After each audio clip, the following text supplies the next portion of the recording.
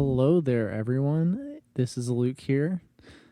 Paul's here with me as well. We are super excited to be back with you all. We are going to be doing a podcast on the baby Eagles, the USMNT. Right now, we're going through a tough spell.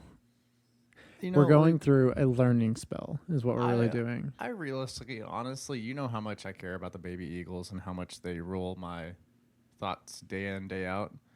And I'm really not that upset, if I'm being honest with you. Well, that's good. That's good. I think what I wanted to do here in the very beginning for our intro, right? I think the best way to frame everything that transpired with Germany, what kind of has happened here, in my opinion, right? We came in with high hopes, expectations for what the match would be. And a lot of those expectations were not met. I think we were somewhat shown there's still a lot of growing left to be done for this team. Before the match started, Paul and I had conversations about what we expected, maybe a score line, overall performance expectations. And this was probably on the lower end of the spectrum of what we expected, right? Because there were points where we were throwing around the idea, if we win 3-1, 2-1, 2-0, 2-0, that would have been huge, right? The momentum we would have built from a match like that would have been immense. But now we're here at this point where we're kind of reevaluating things. And I think, as I said in the beginning, there's a lot of learning that needs to be done for us. And I think a lot of fan expectation has kind of been reset a little bit. Yeah, 100% agree, Luke. One of the big discussions was, not to dive too deep into it because we can a little bit more later on, but the big question marks we had about Greg Berhalter coming back was how is he going to perform against some of the best teams in the world.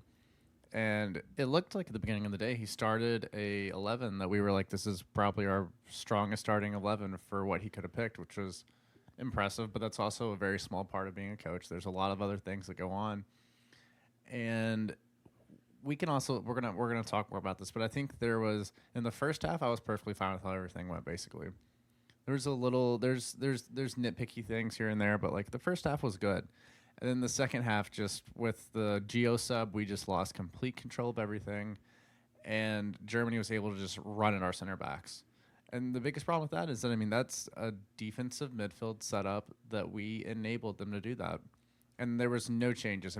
Yeah, there were subs, and maybe it got a little bit better in like the 80th minute, but the game was over at that point. It was cooked, so it didn't really matter, It was. And there's just so many tactical decisions here that I think we can dive into in the next segment where we kind of want to get a little more granular with things. But there's a lot to be frustrated about from a fan perspective on how the game was managed, especially if you watch that first half and then you watch the second half. Mm-hmm. It's a different tell between the two sides. And ultimately, the way that I see this is that the first half was an excellent learning experience for our team. We went head to head with one of the most talented squads in the world.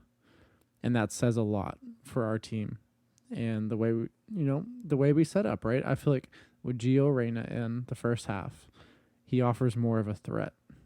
And he creates issues and problems that Germany had to address. And in the second half, not so much. They were much more aggressive, came out with a different mindset. And I think the second half would have been when Gio would have really thrived, right? So, we'll dive more into that. But for the time being, I think ultimately my main takeaway from this personally is expectations have now been reset for this team for a little bit, for the time being, for the short term. Yeah, I agree that expectations may be where they should be at this point. I think after Nations League, it was like, oh my God, this is crazy. And then we look at Greg Berhalter's record, not to keep bringing him up, but a lot of his big wins, I think against top 15, top 20 teams in the world, have all come from CONCACAF wins, not actual wins against other areas of the world countries, which is a really, really big problem because when you think about it, we are playing in Copa America where we're not going to see CONCACAF teams most likely. And then also in the World Cup where, unless it's some weird situation, we're not going to see CONCACAF teams. So we have to address that. There have to be steps taken to get us over that hump because that's what if we want to be a serious contender on the world stage, you got to win games like this, you know. You do, right? And managerially speaking, for Greg Berhalter, he can probably tactically maybe outwit some of the coaches he's going to face in CONCACAF, right?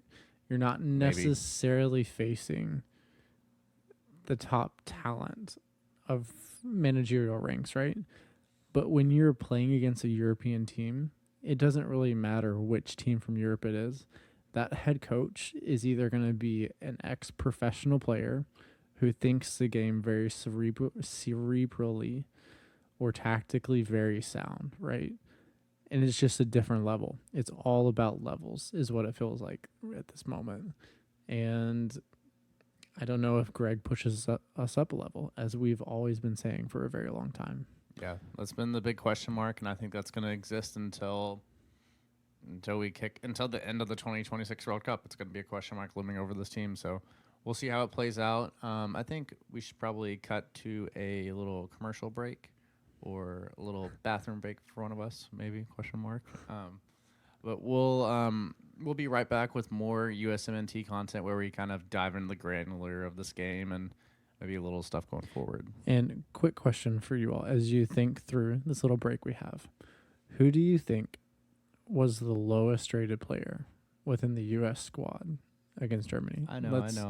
You might know, but we'll answer that question for you when we come right back. And we'll see you soon.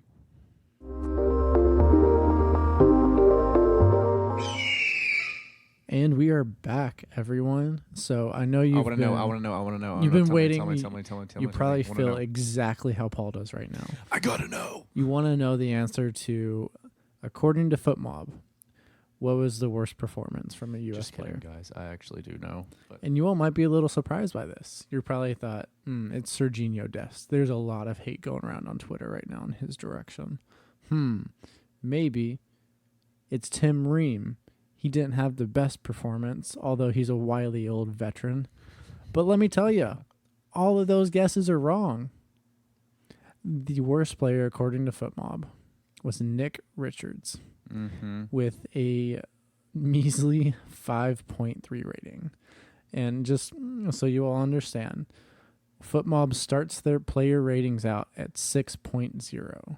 So overall, his performance was more negative than positive. And that's why he ends up being the lowest rated player. So, Luke, I have been a pretty big stan on the Chris Richards Island. I've bought a lot of real estate. I've been sitting there, and I've always believed in Chris Richards. That's still due to this day, even after this performance. But it was bad. It really was bad. If you watch basically all the Germany goals, there's a situation, especially which one is it? I have my little notes here. Yeah, it's the first one.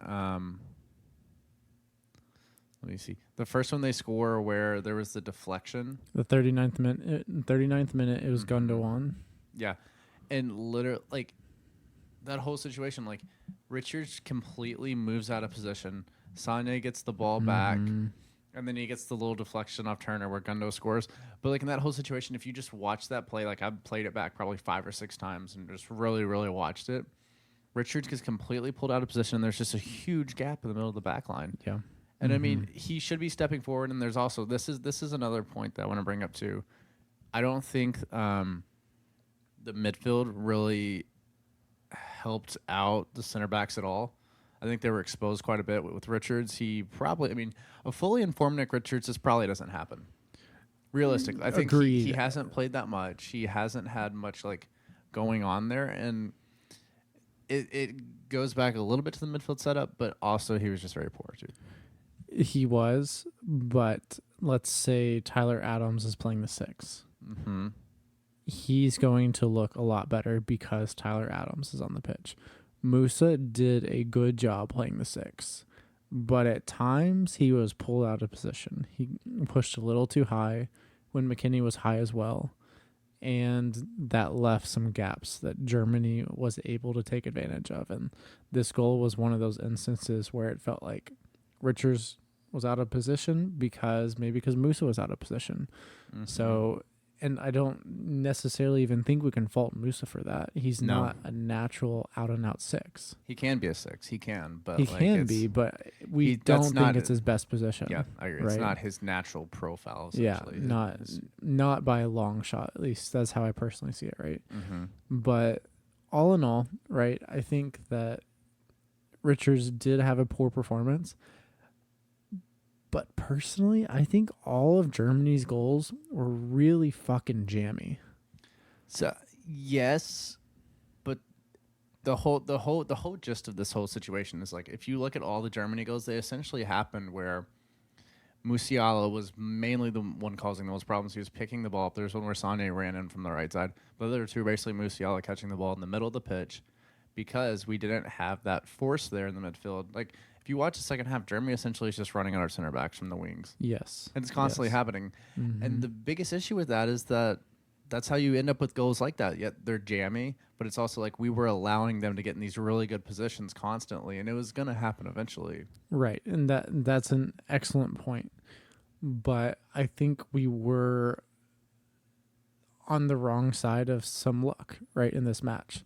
You know, if I think the ball rolled the wrong way for us multiple times throughout the match. And yes, I get that is football. Sometimes the luck is in your favor, sometimes it's not.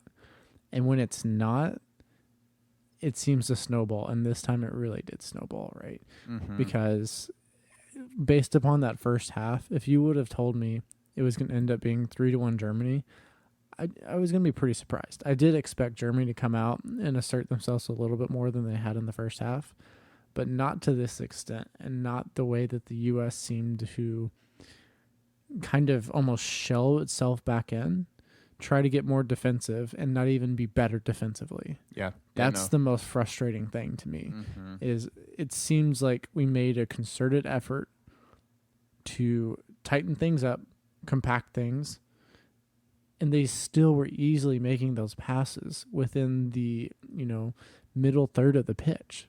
Mm-hmm. And that was ever present in the first half, but they weren't able to capitalize on the way that they were in the second half.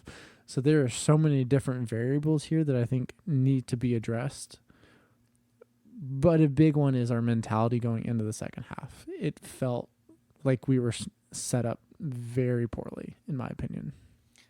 See, I go back and forth on this because I think with the midfield setup we had after Gio coming out and Luca De La Torre coming in, I don't think Luca De La Torre was bad. Like, I rewatched the second half again today, and I watching him in this match. I think that midfield three just really doesn't complement each other well. I think with Gio there, with his ability to just out and out create and hold the ball and possess and create for other people on the wings or battle up front, it works really well. And Luca De La Torre is more of probably a little more defensive minded, where he's going to come back more, he's going to do a little more work. But at the end of the day, he doesn't have that just pure just talent of creation that Gio does. And it's just a different level. But I'm not saying that Luca De La Torre, he brings a certain skill set that I don't think anybody else really does bring to this U.S. team. But I think he plays really well with somebody like Tyler Adams. Yes. He has a good balance in that situation. This is the point, right? I think Luca is an excellent box-to-box. He can create in the right position, but you cannot put the creative onus upon him. Yeah. Whenever you do that, I think he gets in positions where he's not completely comfortable. He struggles to find the right ball under pressure. Sometimes. He has the ability to do that. He really does. He does, but I'm just saying that consistently, I don't think we can put him in that position where it's all upon him to create. I think that comes down, and I think he's kind of learning to adapt to it, but his frame, and he doesn't have the highest level of athleticism. So sometimes he gets in positions he can't get it out of that Gio per se would be able to, Yes, agreed. Really, I think another really big point here that I want to bring up is I'm really worried about the way that we're trying to possess the ball in another team's half. If you watch us, right, it's we keep the ball on one side of the pitch, we cycle it through, try to create little triangles, and then try to play someone down the wing so that they can cross the ball in the box. And I'm sorry, but to me, that seems a bit archaic and a little naive in order to think that that's going to be an effective way to beat a lot of top tier international clubs, especially when you don't have a striker that it's an aerial threat.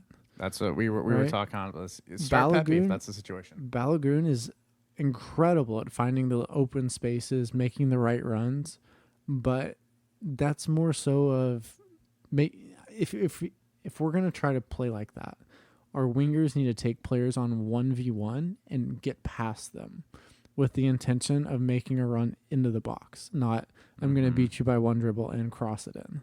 Yeah. Right? There has to be a mentality shift there, or we have to completely get away from this play style where we're just crossing the ball in the box, hoping that something happens. It feels desperate, and it feels like it is not fitting of how talented this team is. Yeah, I totally agree. Like, it feels like there's a lot of wasted potential there, and we see moments like, I mean, like if you look in the first half of these little, like the Pulisic goal, like how that was created. I mean, there was, if you really watch that clip again, there were essentially 3 U.S. players in the picture. Yeah. And it was all on the left side. And that's what really bothers me is that you're exactly right. This team is extremely talented with playing in tight spaces. They have a great understanding of each other at this point. They've all played together for years and years and years. And we're kind of wasting the way they can, like, how many times have we really seen them, like, create, like, beautiful goals, honestly? Like, I want to see 1-2s between Ballo and Pulisic, between Pulisic and Reina, between Dest and Pulisic, right? All of these creating triangles is a staple of modern football. But the way we're equipping them seems archaic. yeah. Right? And I really, like, just to reiterate my point on how we're possessing within an opponent's half, Germany had 289 passes in the U.S. half. We only had 143 in Germany's half. It's not good. Right. And and also another big part of this too, Germany had 27 long balls completed. We had 18. Yeah. And so the biggest thing that I totally agree with you on, and this is just outrageous, is that Ballo is not being utilized the right way. And obviously he's frustrated. We've heard rumors that, like, he's frustrated with the way he's being utilized. But, like, if we're going to play a team like Germany that's going to possess the ball, pass around our half and everything, why is there only, like, 2 or 3 instances of us trying to play Ballo in behind them? Yeah. Like, literally. Yeah. And, like, so there was the Pulisic chance where he tried to go around Ter Stegen and he went down because he thought it was a pin. It wasn't a pin. That was probably... So that instance happened because Gio got the ball on the right side, and then he played Ballo through, who cut it back to Pulisic. That should be happening to teams because honestly, like, Gio orchestrating a break with Pulisic on the left, way on the right, and Ballo in front of him, I would be terrified of that if I were other teams, and we don't do that. Yeah. It's crazy, and I get, like, the CONCACAF stuff, like, in that situation when we're the aggressors and we control the ball, but when we're playing teams like this, that's what needs to happen. I really think, though, that we have the talent, and if we went in with the right mentality, we could be the aggressors against a team like Germany. We could. It just depends on how you want to approach the game, really. I think Burton, in a kind of rare for this podcast compliment to Berhalter, I think he stuck to the way that he wanted to play. In the past, whenever the U.S. had some very sketchy moments in the defensive half, trying to pass the ball around, right? And in the past, it would have been really easy for us to say, well, let's just, try to play long, reset possession, cycle it back through, and set ourselves up defensively. We tried to play through their press, right? And there has to be... In the second half, it did not work at all. It did not. But in principle, I like the idea of let's stick to what we want to do and make sure that that we learn from this and we're not just kind of backing out of it. But speaking of sticking to what we do, the U.S. had 3 accurate crosses. Yeah, it's insane. 3, which is an 11% completion rate. Horrible. That is so bad. It's horrible. Whenever we're dependent upon that for our lone ability to score and create opportunities, we need to be at a 20% success rate of crosses at a minimum. That's horrible in my opinion. So it's really bad. I don't know. So look, I will say I think that there were a couple positives in this match, though. Yeah. I have one as well. You go first. Okay, I have a couple, so we can bounce back and forth on them. But I think in the first half, the reason why we were so successful and the reason why it worked so well is really because I think that midfield 3 has the ability to be honestly one of the best midfields in the world. Luke's struggling over here. Sorry. Keep going. He's struggling. But so the setup of Musa, McKinney, and Gio, I think we didn't even begin to scratch the surface of what this midfield can do, because if you remember Wes, whenever we played in Nations League, he absolutely bossed those games, and he was distributing the ball everywhere. And in this game, how many times can you think of him distributing the ball across the field? I think it's because he was taking up different positions. He was, but like even when he gets on the ball, like I want to see him being more progressive, because he has the ability from like a deep lying perspective to do what a lot of midfielders in the world can't do in that position. Honestly, he does. His ball distribution and he's also great with the ball at his feet too. And also another big thing too is like whenever we're playing a team like that and Moose is in the 6 role essentially, I think it's hard for him to utilize where he's really good about going around people and like because it's really dangerous for him to do that whenever he's in a deep lying position. So they need to find the balance where Musa can kind of utilize his skill set of going past people and doing that, while him and Weston need to have more like give and take, in my opinion. Let me ask you a question. Okay. What is the most important position in modern football, in your opinion? Probably the 6. It is probably the fulcrum of an attack. Yeah. And I think for Musa, if he wants to get to the point of where he's playing for a top club in the top leagues in the world, obviously he's with AC Milan, so already with a massive club. But if he wants to take that next step up, I think his future could be a 6. I don't know, man. I don't know. But think about this, right? How important that is to a team, the way a team plays.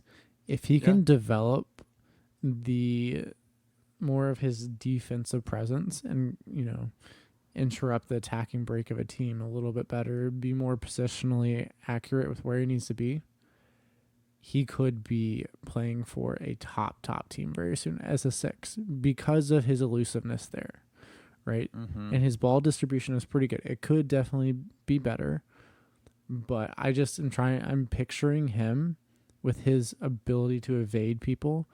I think he could be the elite of the elite 6s in the world if he develops his skill set. Yeah, I agree. I think I really don't know where the ceiling is for Musa.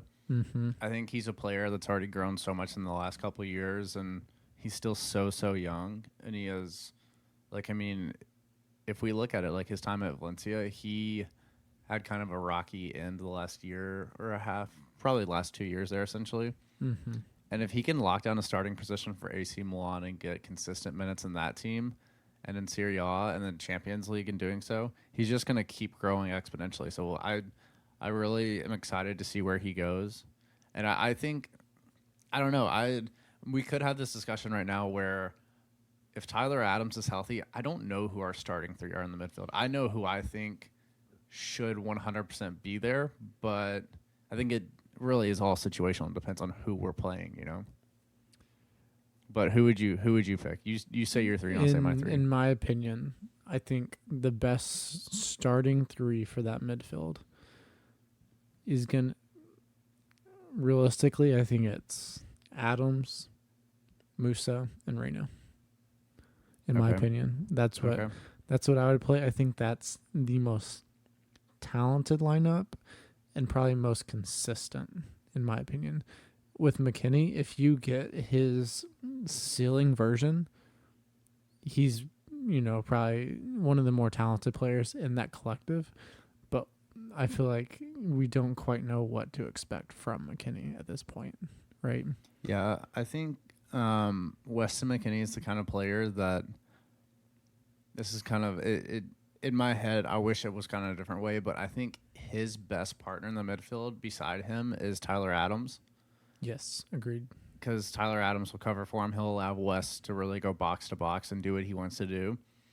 And with Musa, I think it's one of those things where it could be a really good partnership for them, but they haven't quite figured it out yet, as we can tell. And they just need more games. Like they were like Wes was talking to in the interviewers afterwards, and they were kind of asking about the midfield setup, and he was like, "Yeah, it was good in the first half. We're still trying to figure each other out and like learn exactly what we all need." So we'll see what happens. I mean, I think we're gonna have a while before Tyler Adams is back in a U.S. jersey, sadly. So yeah, we'll have time to see this develop. So who knows? Who really knows?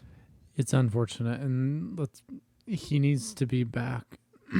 Excuse me, very soon for Bournemouth because they are floundering at the moment right now. I mean, from what I saw a couple weeks ago with the re-injury, it's just this is reported. I can't confirm anything. Apparently, he's back in the U.S.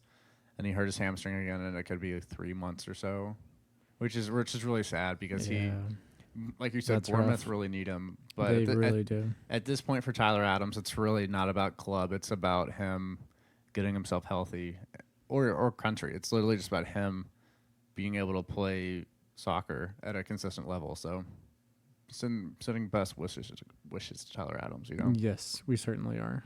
Speedy recovery there, baby eagle. So the main positive that I think I would like to focus on, and we don't have to dive into this too long, but I think Matt Turner was really good in this match. Yeah, I thought he was too. He had a match rating of 7.1 from FootMob, and that's with him conceding 3 goals. Mm-hmm. That speaks to his ball distribution was good. In the beginning, there were a few little touch and go moments where maybe his touch wasn't exactly where it needed to be, but he always has to settle in a little bit, He does, and it always makes it interesting for us fans. Mm-hmm. But he made some really great saves. I think he had a total of 4. He had 4 saves throughout the match.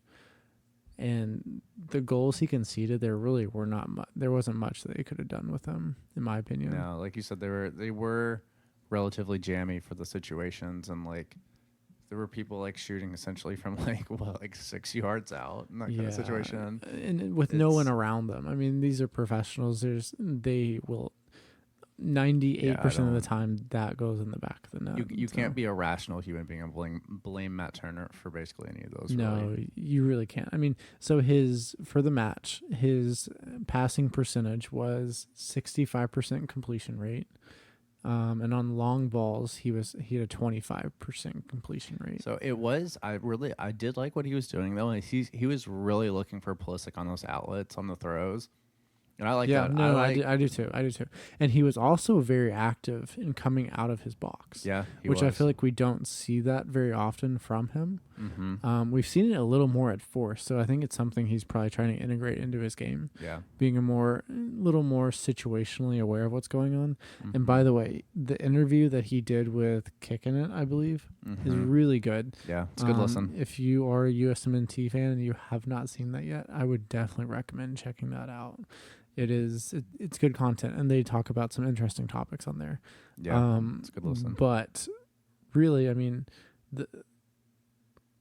I thought he was really good. I was very impressed. He made some really nice saves, and without Matt Turner in goal, I think this could have been a really, really ugly end result. Mm-hmm. I agree. So I'm gonna throw out one more positive for you, Luke. Yeah, go ahead. That made me exceptionally happy to see.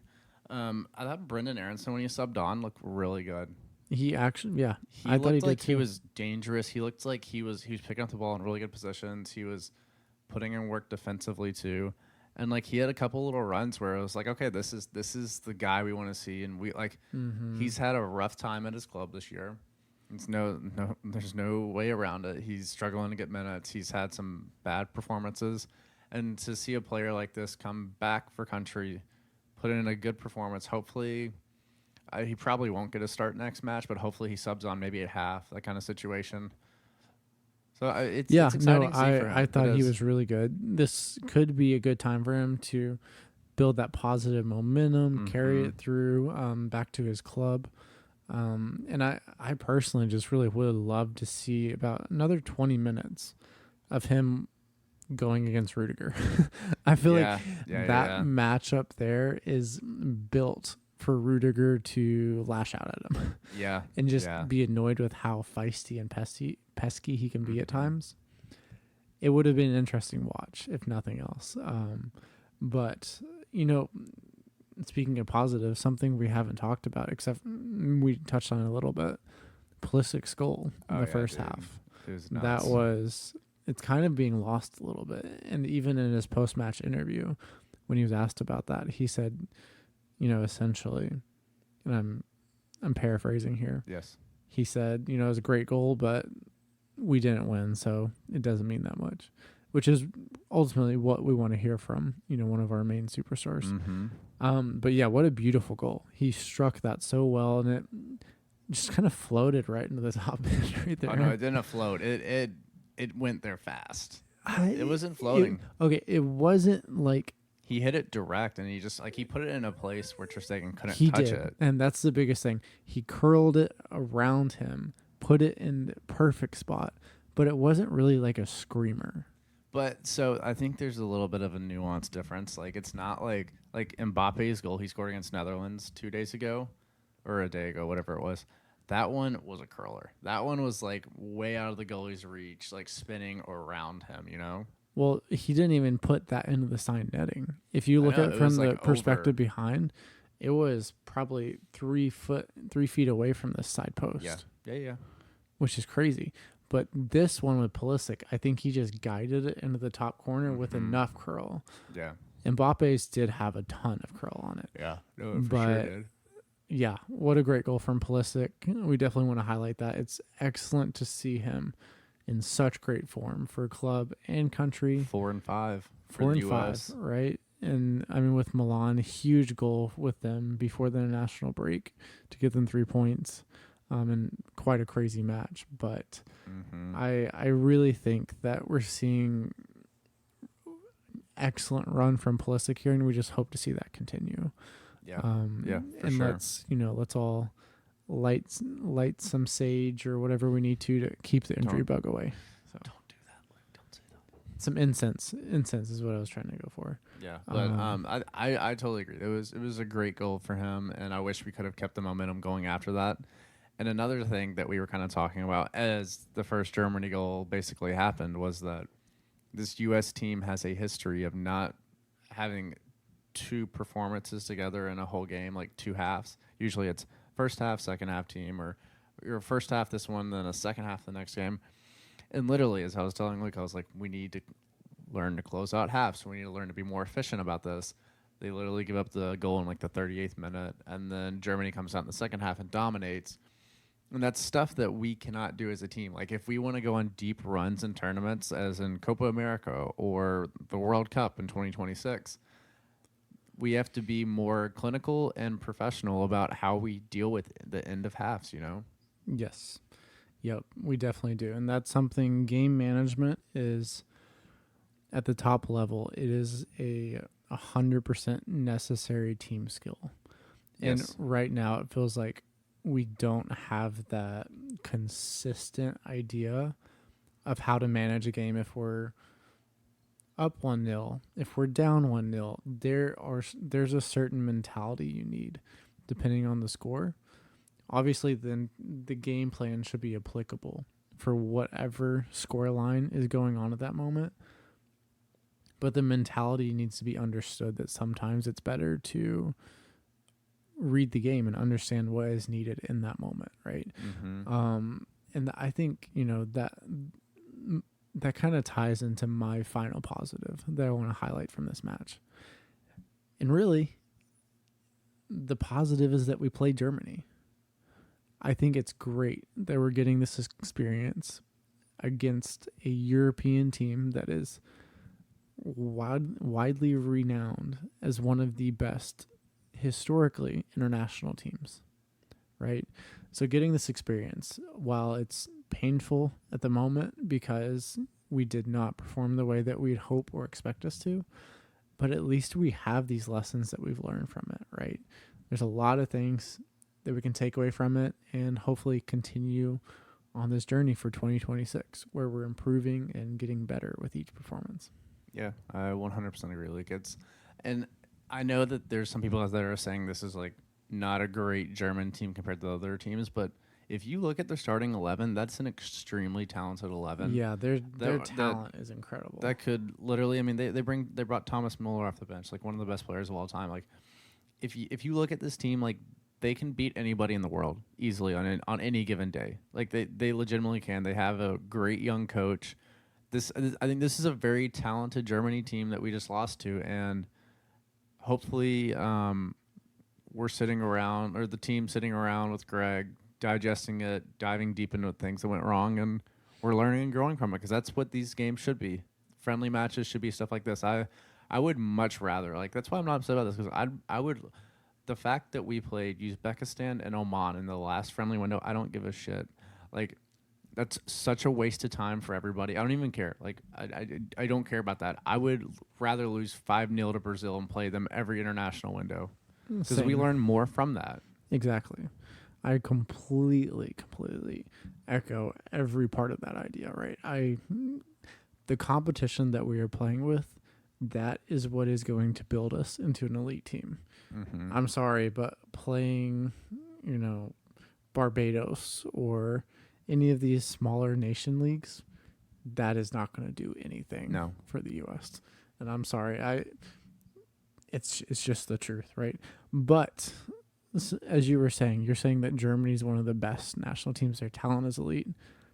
10 of their 11 starters for their respective club teams, all of their club teams are in at least the top 3 of their respective leagues. Mm-hmm. So these players are elite playing against the best in the world week in and week out.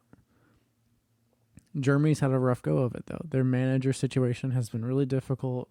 A lot of flux kind of between generations at the moment. But this is a very good team. Can I make a quick little prediction on the pod? Yeah, go for it.